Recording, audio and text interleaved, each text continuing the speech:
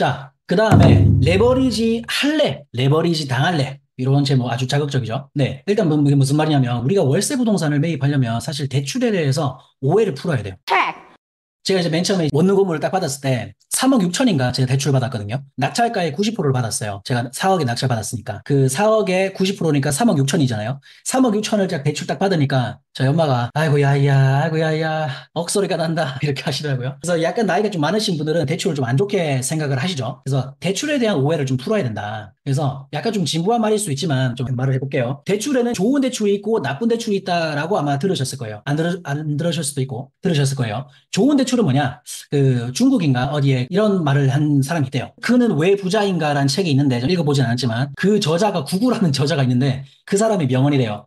뭐냐면 한번 들어보세요. 가난한 사람들은 저축을 좋아한대요. 근데 부자들은 대출을 사랑한대요. 그 다음에 가난한 사람은 끊임없이 푼돈을 집어넣는데요. 그게 이제 예금, 적금을 말하는 거겠죠. 그 다음에 한쪽 부자들은 끊임없이 거액을 꺼내간대요. 이제 그게 대출이겠죠. 사실 부자의 자본은 수많은 가난한 사람이 준 것으로 가난한 사람은 부자들이 더 강해지고 튼튼해지도록 끊임없이 수여를 해주고 있는 거라고 하네요. 네, 그게 사실 예적금이죠.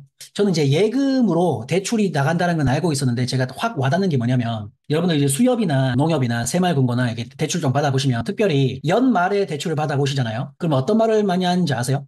아, 사장님, 이 한도가 나오긴 나오는데 지금 저희 예금이 말라가지고 대출해 줄 수가 없어요. 이런 말을 많이 합니다. 언제? 연말 되면. 연말쯤 되면 예금이 많이 마른대요. 그 예금이 마르기 때문에 대출이 안 된다는 거예요. 그러니까 그 말은 뭐냐? 누군가가 막 예금을 했다. 그러면 그 누군가의 예금을 통해서 저한테 오슬리한테 사람한테 대출을 해준다는 거죠. 그게 이제 좋은 대출. 네. 그래서 투자를 위한 대출은 저는 사실 언제나 환영이라고 생각을 합니다. 특별히 황금알을 낳는 오리알을 구입하는 목적이라면 저는 사실 그게 확실하다는 전제하에 영끌도 장려를 합니다. 예, 근데 잘못 영끌 받았다가는 이제 인생 조지죠. 그래서 이제 공부를 많이 해야 되는 건데 여튼 그런 목적이라면 영끌도 장려를 한다. 나쁜 대출이 뭐냐? 나쁜 대출은 내가 만약에 생활비가 없어서 내 대출을 받는다. 사실 그게 어떻게 보면 최악일 수 있죠. 또 자동차를 구매하기 위한 대출이다. 그러면 좀 그런데 근데 이런 건 있어요. 이제 우리 법인이 제 법인이 이제 우량 법인이에요. 그래서 이렇게 가다가는 법인세를 장난하게 많이 때릴 것 같아. 그렇기 위해서 그 비용을 좀 줄이기 위해서 법인 리스 하는 거는 좀 뭐 괜찮다고 보긴 보는데 그런 거 제외하고 그냥 완전 연끌해가지고 자동차 구매하는 거. 그래서 내가 나 포르쉐도 내 몰고 막 이런 목적으로 이제 대출 받는 거 이제 그런 건 지양을 해야 된다.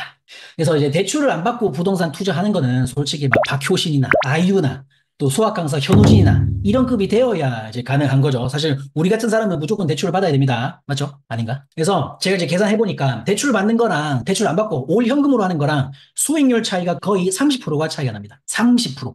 수익률 3%도 굉장히 큰 건데 30%가 차이가 나요. 아시겠죠? 그래서 우리가 확실하다면 공부가 잘 됐고 임장을 꼼꼼하게 했다는 전제하에 대출은 무조건 받아야 된다. 그래서 저는 개인적으로 대출의 금리보다는 대출의 한도가 더 중요합니다. 그러니까 예를 들어서 이게 무슨 말이냐면 이렇게 해볼까요? 낙찰가의 80%를 해준대요. A은행은. 근데 금리가 3.5%래요. 자, B라는 은행은 대출을 90% 해준대요. 근데 금리가 4.5%래요. 그러면 저는 사실 B은행에서 90%를 받습니다. 여러분들은 어떻게 생각하는지 잘 모르겠어요. 저는 근데 90%를 택합니다. 여러분들은 어떠신지 채팅창에다가.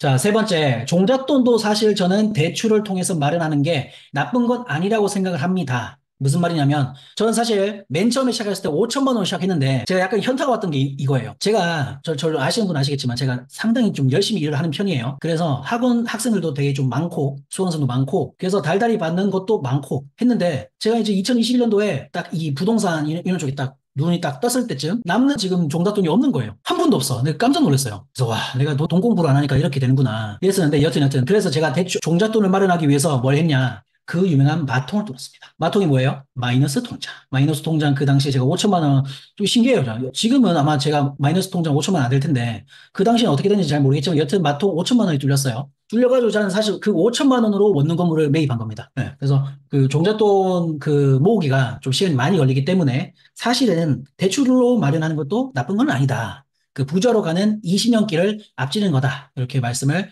드릴 수 있습니다. 물론 이제 공부 안 하고 무턱대고 받으면 뭐 아시겠지만 뭐 지옥 갑니다. 자, 그래서 이제 대출을 바라보는 우리의 마음가짐, 대출을 바라보는 우리의 마음가짐. 이게 뭐냐? 실거주 아파트에 있는 대출. 요거는 이제 제가 생각했을 때는 꾸역꾸역 빨리 갚는 게 낫다고 생각을 해요. 아마도 여러분들이 실거주 아파트에 있는 그 주거용 아파트이기 때문에 이건 만기일치 상한은 아닐 거고 뭐 원리금 상한이라든지 막 그렇게 이자랑 원금을 같이 갚아 나갈 겁니다. 그럴 때는 꾸역꾸역 빨리 갚는 게 사실은 예적금보다 더 낫다고 생각을 해요. 여러분 어떻게 생각하세요? 그리고 또 어떤 상가다, 공장이다, 실사용 목적의 부동산도 사실 마찬가지로 대출을 빨리 갚는 게 낫다고 생각을 합니다. 그런데 만약에 투자용으로 그걸 매입했다. 그러면 제 생각에는 웬만하면 안 갚는 게 낫다. 그 이자만 납부하는 만기 일시 상환을 통해서 이자만 이제 납부하고 절대로 갚지 말자 겁니다. 근데 만약에 이제 이런 건 있죠. 그 현금 흐름이 매우 좋아가지고 잉여금이 지금 법인에 막 1억이 넘어간다. 그러면 이제 금저당을 조금씩 갚는 것도 괜찮지만 일반적으로는 그렇다라는 겁니다. 그래서 이자는 이제 제가 생각했을 땐 그래요. 대출을 바라보는 우리의 마음가짐이 뭐냐면 이자는 세입자가 감당을 하는 거고 대출은 매수자가 갚아주는 것이다. 혹시 여러분들 이거 이해가 되시나요? 내가 어떤 대출 받았어. 대출의 이자는 내가 갚는 게 아니야. 세입자가 내주는 그 월세로 이자를 감당하는 거예요. 그다음 우리 집에 깔려있는 예를 들어서 대출이 있다. 요거는 내가 갚는 게 아니야. 내가 이사를 갈 때 내 아파트에 매수자가 갚아주는 거예요. 아시겠죠? 그때 발생하는 매매 차익은 내가 갖는 거예요. 그죠? 이게 월세 부동산의 매력이라고 저는 생각을 합니다. 요 이해할 수 있죠?